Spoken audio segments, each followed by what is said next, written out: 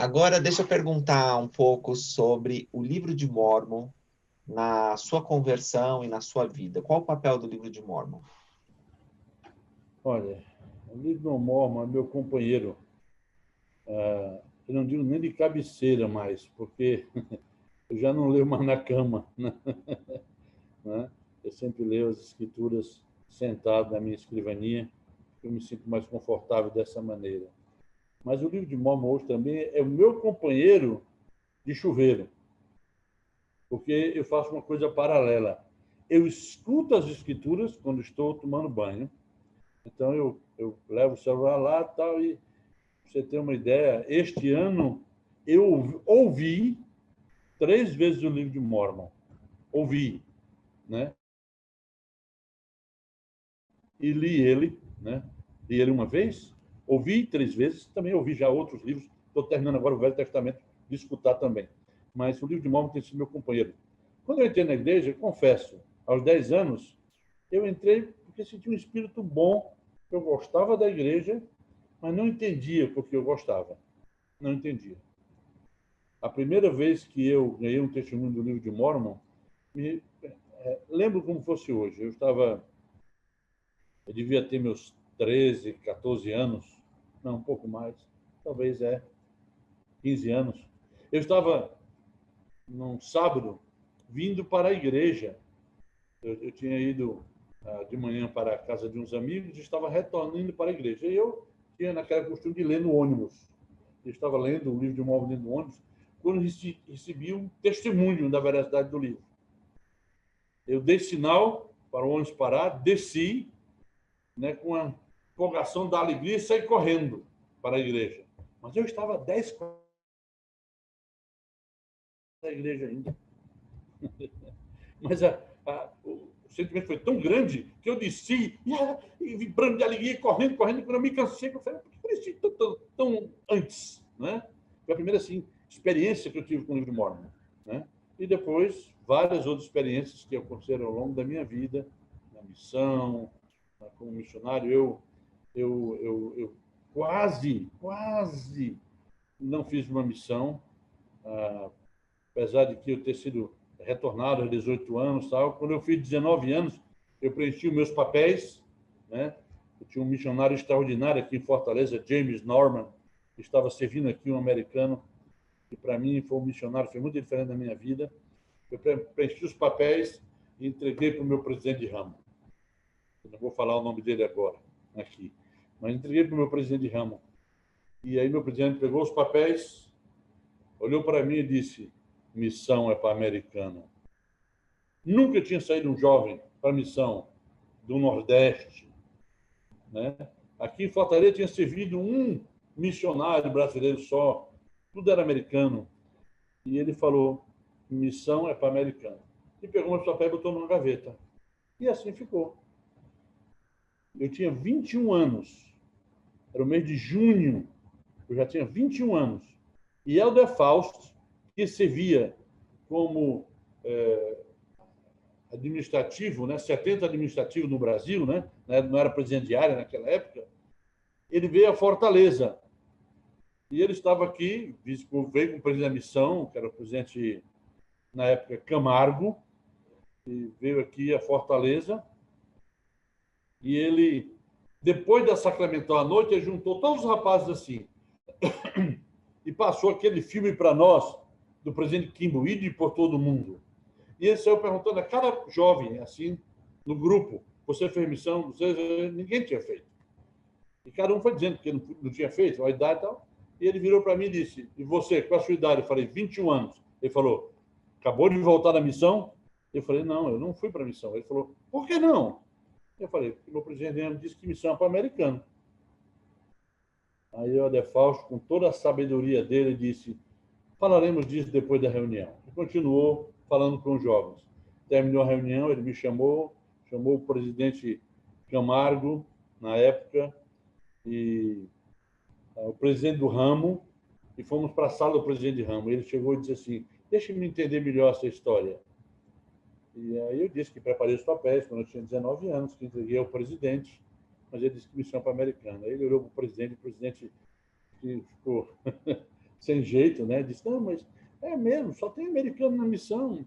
Ele falou, não, missão é para todos os portadores de sacerdócio do Senhor. E ele então disse, onde estão os papéis? Meu prisioneiro abriu a gaveta, os papéis já tinham 2 anos de preenchido. E ele pegou os papéis, olhou para ele e disse, ok, eu vou levar comigo. E levou os papéis. Um mês e meio depois, chegou meu chamado para servir na missão São Paulo Sul. Isso foi em 1967. Não, 77, desculpe. 1977. E eu servi na São Paulo Sul de 77 a 79 com o presidente Beitler e depois o presidente Cardon. E eu fui ainda, mesmo assim, me tornei ainda o primeiro missionário do estado do Ceará a ir para a missão. Não fui o primeiro do Nordeste, porque no ano anterior tinha saído um de Recife e outro de Maceió. Mas em Fortaleza eu fui o primeiro jovem a fazer missão. Uau, incrível. Bom, você viu muitas mudanças, desde os 10 anos que você entrou na igreja até agora, muitas mudanças na igreja. E você viu, por exemplo, quando você saiu de missão, nem tinha templo, né? Não. Não tinha templo Nós no não Brasil. usávamos garbos, não. Fala um pouco a respeito das mudanças que você viu, do crescimento da igreja. Ok. Quando eu saí para a missão, Fortaleza, a sacramental de despedida minha, quando eu fui para a missão, tínhamos uma frequência de 77 pessoas. A sacramental que eu saí para a missão. E não tinha CTM, não fiz CTM, não existia CTM. Eu peguei um ônibus em Fortaleza, naquela época ninguém ia de avião. Eu peguei um ônibus em Fortaleza, fui para o Rio de Janeiro, cheguei na rodoviária no Rio, era 7 horas da manhã, depois de quase 3 dias de viagem, né? Cheguei lá às 7 horas da manhã, peguei um táxi, fui para o escritório da missão. Aí eu esperei o presidente Camargo chegar, ele chegou, ele estava, chegou no escritório, devia estar na casa dele, provavelmente. Por volta das 8, 9 horas da manhã, ele me designou missionário, porque eu era um ramo da missão Rio de Janeiro, né? Fortaleza era ramo da missão Rio de Janeiro. Aí ele me designou missionário e aí os missionários do escritório me levaram até a rodoviária, por volta das 10h30 da manhã, 10 horas da manhã, eu peguei um ônibus e fui para São Paulo. Cheguei em São Paulo, era o quê? Às 4 da tarde, por aí, mais ou menos, 4, 5 horas, não me recordo bem. Fui para o escritório da missão, cheguei lá, tomei um banho, troquei de roupa, os missionários, né, falaram um pouco conosco ali no escritório. Eu fui para a casa do presidente Beitler, jantamos com o presidente Beitler, ele deu as instruções. À meia-noite, do mesmo noite que eu cheguei, ele me botou num ônibus e eu fui para Curitiba, para a minha primeira área.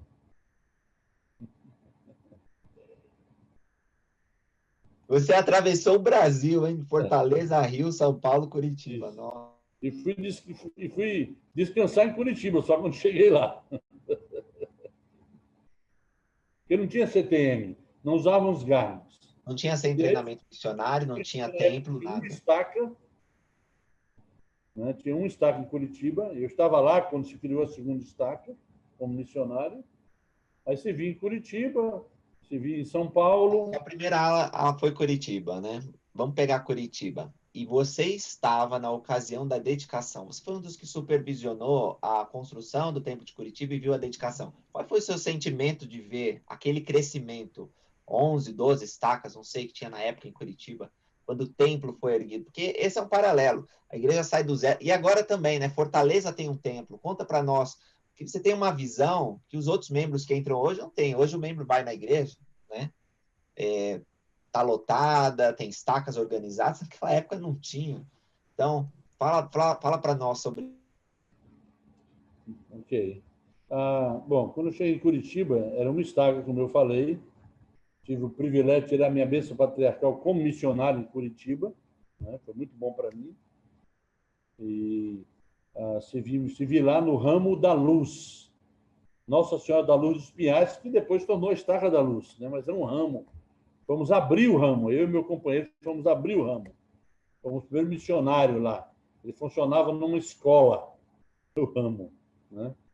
Numa escola lá do bairro.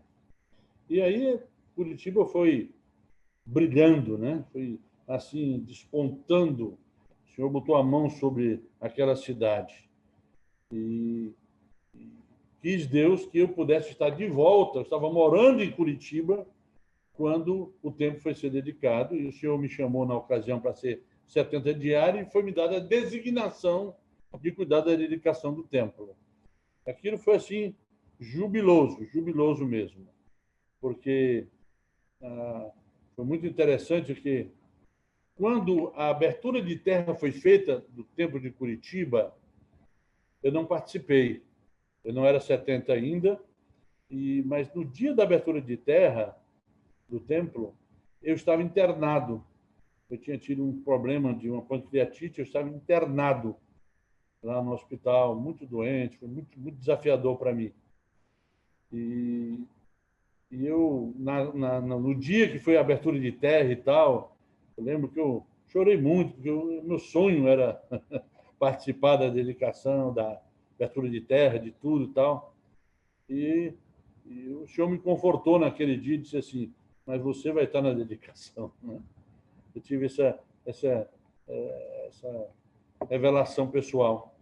E aí saí do hospital, isso aconteceu no mês de, sei lá, acho que foi abril, maio. E aí, 6 meses depois, ou seja, foi em dezembro, fui chamado como 70, abril fui designado, a primeira designação foi, vai cuidar do templo de Curitiba. Então, ver Curitiba brilhar daquele jeito foi extraordinário. É um povo maravilhoso, eu acho que Curitiba tem o que há de melhor, sabe? O povo lá é assim, voltado para Deus. A gente ama nossas áreas da missão, mas você não ficou só em Curitiba. Você também foi para São Paulo, você falou, você foi para outros Sim. lugares. Aí, quando eu era missionário, fui para São Paulo. São Paulo sempre já foi grande demais, né? Como missionário, tive o privilégio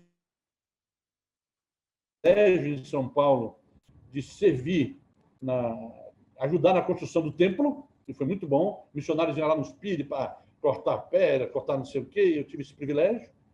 E também na dedicação de ser um daqueles missionários que conduziam as pessoas dentro do templo, né? Foi maravilhoso. Eu também fui um guia lá e foi extraordinário. E E você recebeu aí, a sua depois da investidura. dedicação, Isso, você recebeu sua investidura como missionário ainda, no final da sua missão? você falou? A sua investidura, seus convênios, você recebeu no final da sua missão? Eu recebi 2 meses depois da dedicação do templo. O templo foi dedicado e aí, logo em seguida, o presidente da missão começou a levar os grupos de missionários, né? E mais ou menos 2 meses depois, eu pude fazer minha investidura lá, no templo de São Paulo. Que Quando eu saí maravilha. de Fortaleza, eu falei que Fortaleza tinha uma frequência de 77 pessoas na Sacramental que eu fui para a missão. Quando eu voltei, 2 anos depois, né, a Sacramental, de boas-vindas, né, para mim, a frequência foi 52 pessoas. O ramo tinha diminuído, né? Era um ramo muito pequeno. Mas Fortaleza, para quem não conhece a história de Fortaleza, foi um milagre. A igreja aqui, eu voltei da missão em setembro de 77, 79. 79. Eu já estava aqui quando o presidente da missão Recife, que presidia a missão Fortaleza, Fortaleza pertencia à missão Recife, então, quando eu voltei, ele me ligou, e ele me conhecia, era o Harry Klein, ele me ligou e disse assim, Fernando, preciso de sua ajuda aí. Eu falei, diga, presidente, você deseja? Eu quero que você alugue para mim aí 3 apartamentos que caibam em cada um deles pelo menos 6 duplas.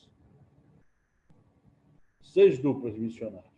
Ideal que você caba 8 duplas, mas pelo menos 6 duplas. Eu falei, tá bom, presidente. E eu, então, aluguei. Ele já tinha um apartamento alugado, que tinha uma dupla em Fortaleza, né? Tinha aqui. E eu aluguei os 3 apartamentos para ele. E aí ele me ligou e disse, Fernanda, esteja na capela amanhã, pela manhã, era uma segunda-feira, eu falei, esteja lá amanhã, às 8 horas da manhã, para me ajudar. Eu falei, tá bom. Eu fui para a capela, eu estava na capela e parou na frente da capela um ônibus. E desse ônibus desceu 50 missionários, de uma só vez. 50. E atrás do ônibus, um caminhão carregado com mobília de missionários. E aí um dos missionários desceu, me entregou uma lista e disse, ó, o presidente Klein mandou para você. E a lista dizia, missionários tais vão ficar no apartamento A, tal no B, tal no C, tal no D, porque ele já tinha um apartamento, eu aluguei mais 3. E eu entrei no ônibus e saí. Onde eu passava, os missionários, eu chegava, parava o ônibus e dizia assim, ó, aqui desce aí, está. Eles desciam, pegavam os móveis, levavam para o apartamento deles, eu ia para o outro. E assim, naquele dia, Fortaleza saiu de 2 missionários para 52. Ou seja, no domingo seguinte, a Sacramental quase que dobrou. Mas não mais que dobrou, porque não só os missionários chegaram, mas chegaram já como investigadores. E aí foi. Isso aconteceu no mês de outubro. Né? Aí, em novembro, dividiu o ramo, que já não cabia mais ninguém. Dezembro, dividiu o outro ramo, que já não cabia ninguém. E assim foi. A cada um mês, no máximo 2, um novo ramo foi criado. E Fortaleza saiu de um ramo no mês de outubro de 79 para 6 unidades em março do ano seguinte. Ou seja, no espaço de 5 meses, 6 meses, saiu de um ramo para 6. Foi extraordinário. E hoje, não sei se você sabe, Fortaleza hoje são 21 estacas, né? 21 estacas. Eu sei a força de Fortaleza, porque eu tive 3 companheiros de Fortaleza, e eu sei do poder desses membros. As pessoas de Fortaleza, elas têm uma fé nata, né? E elas têm assim, esse é meu sentimento pessoal, né? Eles têm um humor e um jeito de levar a vida que faz uma grande diferença. Então, que legal. O Duque está tirando aqui as coisas da tomada. Preciso de sua ajuda. Tranca ele no quarto. Já desligou, é um cachorrinho que eu tenho. Já desligou o computador, desligou aqui da tomada. Já. Ok, conta. É um kit que tem. Mas uma coisa sobre Fortaleza, ainda para fechar. Fortaleza hoje é uma fortaleza, como diz o nome. Mas o segredo de Fortaleza, e aí eu tenho que reconhecer o que fez Fortaleza grande. Nós fomos abençoados em Fortaleza com 2 grandes líderes que fizeram a diferença na cidade de Fortaleza. O primeiro deles chamava-se Rafael Price. Rafael Price, um americano do Arizona, que veio para Fortaleza para ensinar na Universidade Federal do Ceará. Ele, a esposa e 6 filhos. E esse homem permaneceu na cidade de Fortaleza por 10 anos. E ele foi o primeiro presidente de ramo, porque até então Fortaleza sempre foi presidida por missionários. Ele foi o primeiro presidente de ramo local. E ele, esse grande americano, deu a base de como é que a igreja deve ser. Nos ensinou como a igreja deve ser. 10 anos depois, esse homem foi embora. E o Senhor nos abençoou pela segunda vez. Veio um outro americano para ser professor na mesma universidade dele, membro da igreja, chamado Orville Wayne Day Jr. Orville Wayne Day Jr. E o presidente Orville Day ficou aqui em Fortaleza mais esses 10 anos e nos ensinou tudo sobre o que é amar, o que é estabelecer a igreja, o que é seguir o Espírito. E ele se tornou o primeiro presidente de estaca em Fortaleza, esse americano. Né? O Elder Mike Peterson veio para Fortaleza para organizar a estaca. Eu me lembro como fosse hoje. Eu era conselheiro do distrito na época. Então, nós tínhamos o presidente do distrito, que era o presidente antenor, o Day, que era o primeiro conselheiro, e eu era o segundo conselheiro do distrito. E o Marco Pires veio para organizar a estaca. E quando ele chegou no aeroporto, que nós fomos apresentados a ele, ele olhou para si, para todos nós, e falou: não vou organizar essa estaca. E aí nós ficamos todos perplexos, né, ali. E recebemos um apóstolo, primeira vez que um apóstolo ia estar conosco, e a primeira coisa que ele falou foi: não vou organizar essa estaca. E aí nós fomos para o hotel, levamos ele para o hotel e tal. Ele chegou na sexta-feira. Na sexta-feira à noite mesmo se reuniu conosco, e o irmão Saul Messias de Oliveira, que era representante regional dos 12 apóstolos, estava com ele. Ele disse: mas, Marco Pires, por que o senhor não vai organizar a estaca? Ela está aprovada. Ele falou, ele apontou para o presidente do distrito e falou: este homem eu não vou chamar para ser um presidente de estaca. Olhou para o presidente dele e falou: é um americano. Um americano não deve presidir em terras estrangeiras. E olhou para mim e falou: e este é um menino. E menino não deve ser presidente de estaca. Eu tinha 25 anos. Né? Esse menino não pode ser presidente de estaca. E aí nós conversamos com ele, ele falou: tá bom. Eu falei: mas pelo menos você vai fazer as reuniões que o povo está esperando, né? Eu falei: vou fazer a reunião. Mas tinha uma reunião de sacerdócio marcado para a tarde do sábado, né? Ele nem fez entrevista, ele não fez nada. Né? Ele foi para a reunião de sacerdócio, reunião de sábado à noite, e não entrevistou ninguém, porque não ia organizar a estaca. Quando foi à noite, o Helder Saul disse: nós tínhamos uma reunião de liderança do sacerdócio marcada para domingo de manhã, às 8 horas da manhã. Não, já tinha tido. Não, o Saul ligou para nós à noite, por volta das 11 horas da noite, meia-noite, não recordo o horário bem, ligou e disse assim: Fernando, e ele tinha uma proximidade muito comigo, Saul, porque eu era do SEI, ele era do SEI na época, né? Ele disse: Fernando, ó, não sei como vocês vão fazer, mas o Marco Pearson mandou me chamar no quarto dele aqui no hotel e disse que quer amanhã uma reunião com todos os portadores do sacerdócio às 8 da manhã. Só que a reunião não estava marcada, não estava avisada. Eu falei: tá bom, presidente, vamos fazer o que podemos. E aí começamos, o presidente Antenor, o presidente Day e eu, começamos a ligar para todo mundo e pedir para esses irmãos ligar para outros, e para os presidentes de ramos para ligar, haviam 6 ramos aqui, avisar. Bom, foi assim, de boca a boca, aviso. Domingo, 8 horas da manhã, 300 portadores de sacerdócio na capela. 300. O Marco Pires se levantou, olhou para o povo, começou a chorar. Chorou, chorou, chorou, chorou, e disse: eu fui repreendido pelo Senhor. O Senhor me chamou ao arrependimento esta noite.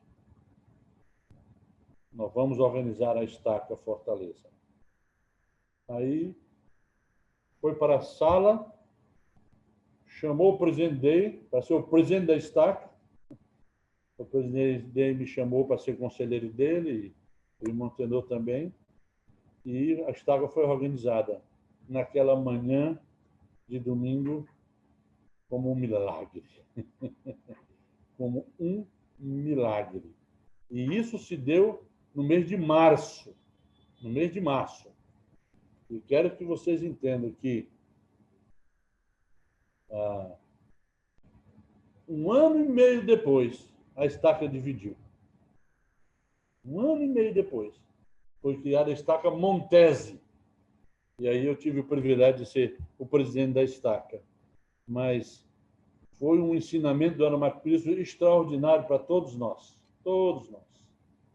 E aí Fortaleza foi crescendo. E hoje temos aí um templo maravilhoso, né? E você não consegue andar em Fortaleza sem ver uma capela da igreja. Quase todo lugar tem uma capela. E quantas estacas agora? Na cidade de Fortaleza, são 19 estacas. Na cidade. Uau!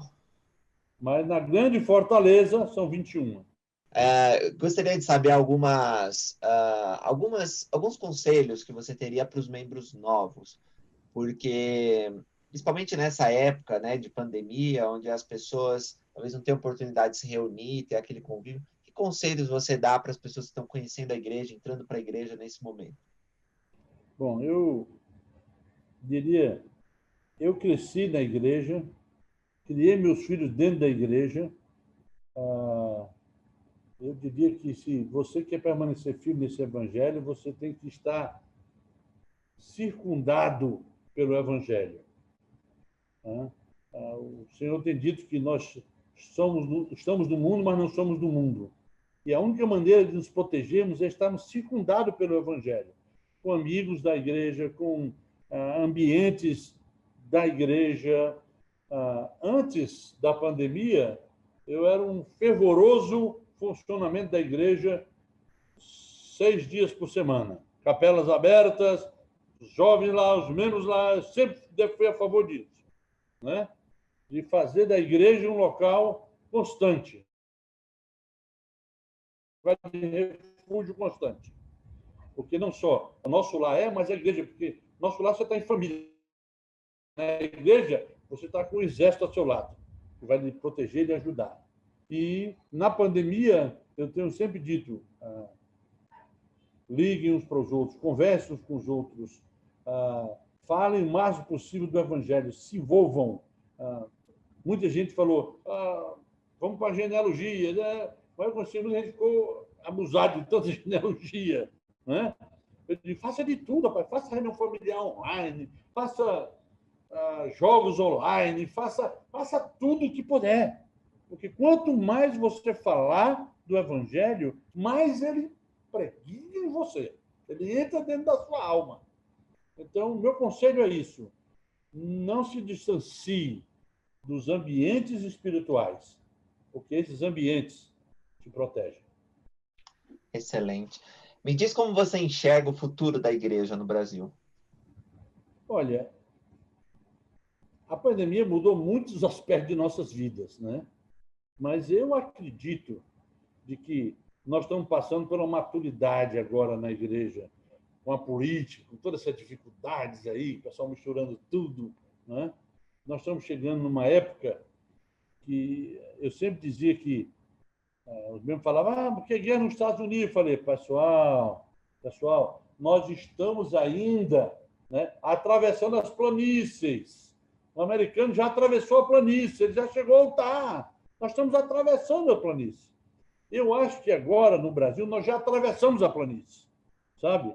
Nós já atravessamos, nós já chegamos ao altar. Então, agora, nós estamos construindo a igreja. Então, eu diria que, no passado, nós estamos aí, em comparação aos Estados Unidos, 70, 80 anos de atraso na maturidade do membro. Acho que agora nós estamos aí uns 20 aninhos de atraso só. Nós estamos bem pertinho de ficar um pouco mais maduro no Evangelho, né? Então, minha visão é que o Brasil, cumprindo as profecias, ele é América também, não é?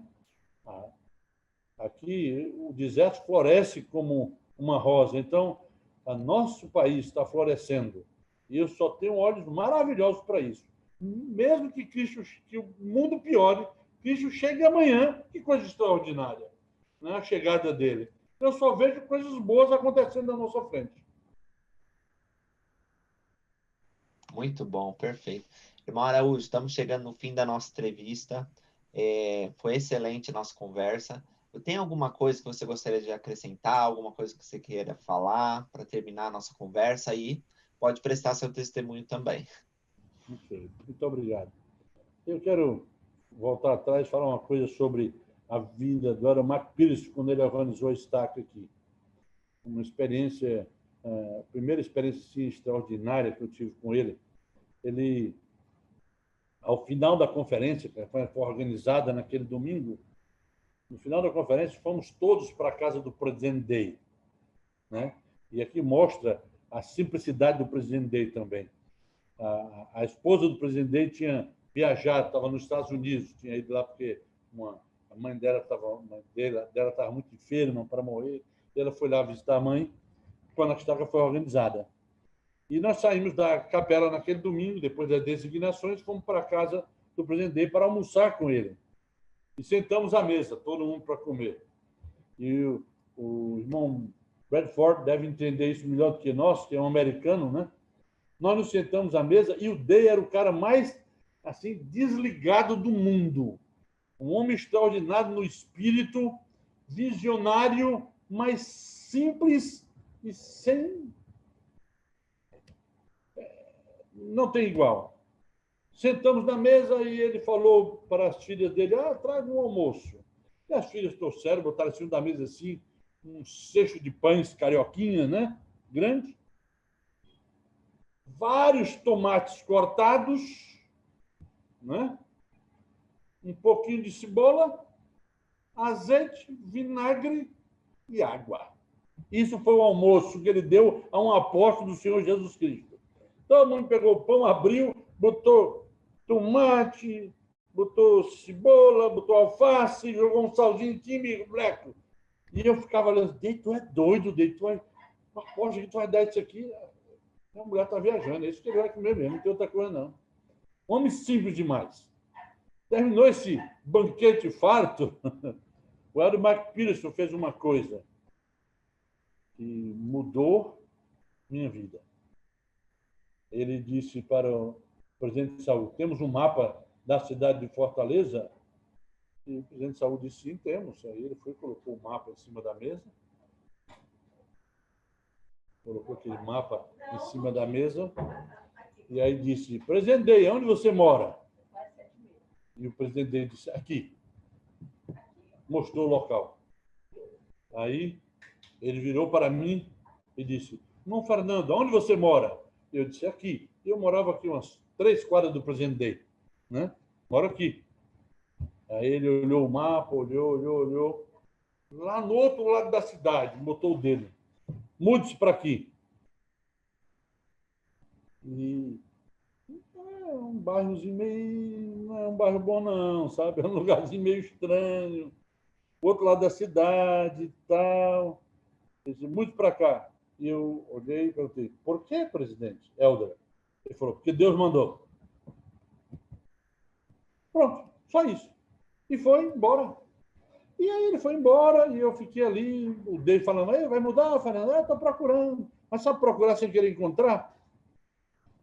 E aí, quando passado já 1 mês e meio, 2 meses que ele já tinha ido embora, que estava organizada, o Dave recebeu um telegrama dizendo, perguntando para ele, o seu conselheiro já mudou? E o Dave respondeu que não tinha mudado, né? Outro dia chegou outro telegrama dizendo para ele assim, diga a ele que se ele não vai obedecer a Deus, o Senhor diz amém para ele.